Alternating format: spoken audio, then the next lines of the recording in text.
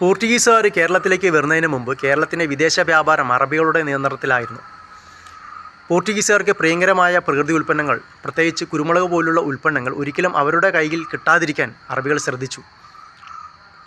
ഇതിന് കാരണം കൊച്ചിയിൽ നിന്നും അറബികൾ ശേഖരിച്ച ഇത്തരം പ്രകൃതി ഉൽപ്പന്നങ്ങൾ വിറ്റഴിച്ച വലിയ ലാഭം എക്കാലവും തങ്ങൾക്ക് നിലനിർത്തണം എന്നൊരു ചിന്താഗതിയും ആവേശവുമായിരുന്നു ഇത്തരം ചിന്തയ്ക്ക് പിന്നിൽ.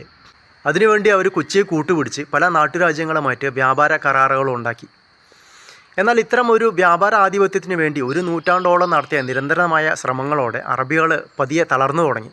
ഈ ഒരു അവസരം മുതലാക്കിക്കൊണ്ട് പോർച്ചുഗീസുകാർ അവരുടെ സ്ഥാനങ്ങളിലേക്ക് ഇടിച്ചു കയറി വന്നു.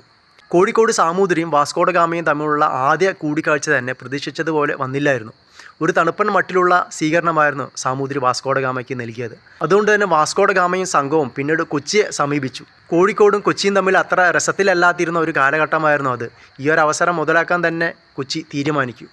സാമൂതിരെ ഒരു പാഠം പഠിപ്പിക്കുന്നതിന് വേണ്ടി അവർ വാസ്കോഡ ഗാമയെ സന്തോഷത്തോടെ സ്വീകരിച്ചിരുത്തി. എന്നാൽ ഈ ഒരു തീരുമാനം വിവേകശൂന്യവും എടുത്തുചാട്ടവുമായിരുന്നു കൊച്ചി പിന്നീട് മനസ്സിലാക്കി.